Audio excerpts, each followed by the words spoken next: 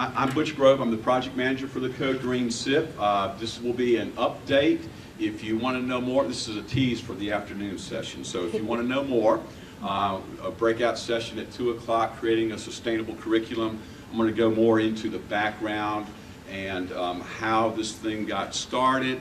And the #1 slide on that is support. And this initiative has enjoyed widespread support from Dr. Scott Rawls, Assistant President, the North Carolina Presidents Association, the state board for the community college system, and Dr. Rose Johnson and Rusty Stevens. Dr. Rusty Stevens have both been champions of this. So support is the key thing, and we've enjoyed that. And so that's helped us move this initiative just on a very fast track and make a lot of progress in a short amount of time. So,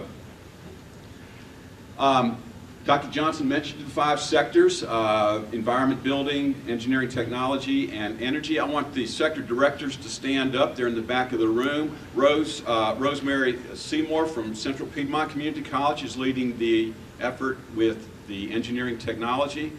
Holly Weir, raise your hand, from Davidson County Community College is leading the Environment Initiative.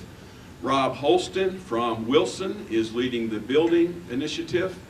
And Chris English from Blue Ridge Community College is doing our Transportation. And Andy McMahon is about to walk through the door. He's a tall guy with a beard. And when you see him, he is leading our Energy Initiative. So he's just flying in from Sanford, if you will. So this is our timeline. I know this is difficult to see, but if you look at the top line here, basically the first year of the project, July 2010 through June 2011, we have been focused primarily on curriculum development. That involves planning, engaging the faculty, looking at and identifying program relationships to one another, how various related programs work together, what they share in common. We've been developing curriculum structures and curriculum standards. Again, I'll go into some of that in more detail this afternoon, but I'll show you some examples of our work product to date in the next several slides. And we've been trying to identify, develop, and integrate green and sustainable skills technologies into courses. That's kind of where we're at right now. This is March, so we're through the development, we're a good way into the development process for our curriculum standards, and we are also, I like having the screen so close by, and we're also beginning in that first part of the process of identifying and doing skills gap analysis. What are we teaching? What's needed for the green workforce? And where are the gaps at? Where do we need to close those gaps? One thing that I want to keep iterating is all of these committees have widespread industry support. They all have an industry advisory committee, and so we're getting input not only from faculty, but from the folks that are going to hire our students. Okay? And I know a lot of you have been working with the CIPs. How many folks in here are CIP participants? Raise your hand. Oh, great. So I'm preaching to the choir. Okay. How many are Code Green implementers? Great. Okay. Good.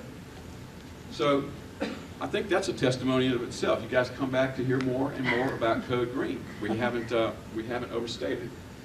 The second year, well, actually this summer and the second year, we're going to focus mostly on professional development and then wrap up a lot of the work that was done the first year. Get those curriculum standards, the courses that have been modified, the new courses, all through the process at the system office, which is not an easy task in and of itself. This is a definition that I got from Andy McMahon. Is he in here? Did Andy make it in? So I'm going to give him credit for this. That's the second time I've given him credit. I'll probably do that twice more and then I'll claim it for myself. But I really like this definition. And it describes that the CIP will be successful if 5, 10, you pick the number, years from now, there's not a group of people sitting around at a conference like this trying to invent green solutions to what we're doing today. We'll be successful if we do that, right?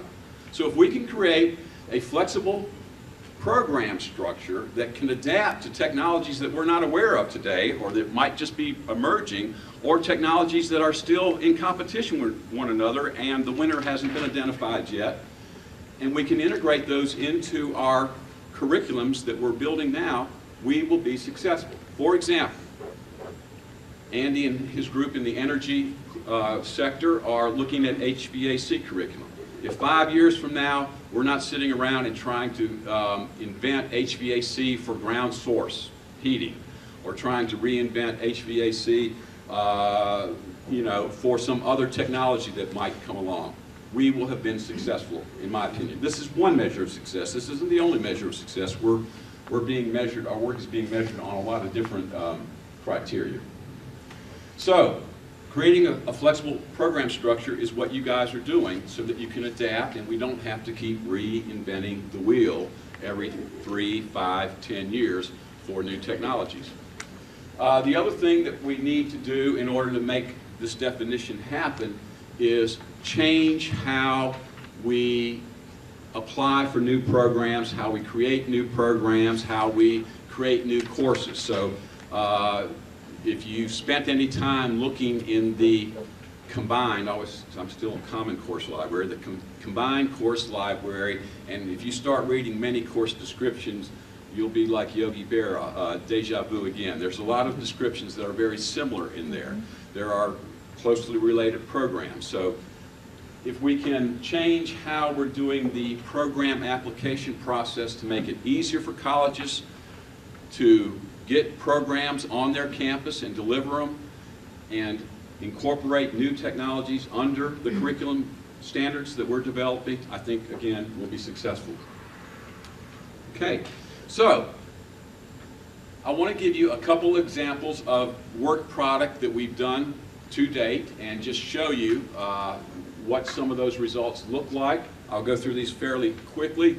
And if you want to know more, kind of the background story, we'll cover that at 2 o'clock. But Holly, in the environment sector, who's all in the environment sector? A few folks here? Okay. Yeah, James is on that. A few more. They've got, we call this the jellyfish. Okay. So this is a model of a curriculum. This one happens to be called, tentatively right now, it's being proposed as environmental technologies. There's a general education core that cuts across all of these various tracks or emphasis areas, as we're calling them. There's a technical core, and then there's some additional classes that are specific to these curricula and to those over here. Okay, so that's the one, the jellyfish for environment technology. There's another one for applied animal science. Actually, I think the group has now taken this one and splitting that into 2. Agriculture studies, a very similar kind of setup. General ed, technical core, and then the various concentrations. That's a word that we use in the community college system. We're trying to use emphasis, not to confuse concentrations, because concentrations, as you may or may not know, have been used to, you can only offer a class unique to that concentration, so it's been used to kind of claim ownership of some classes, so we're using a slightly different term.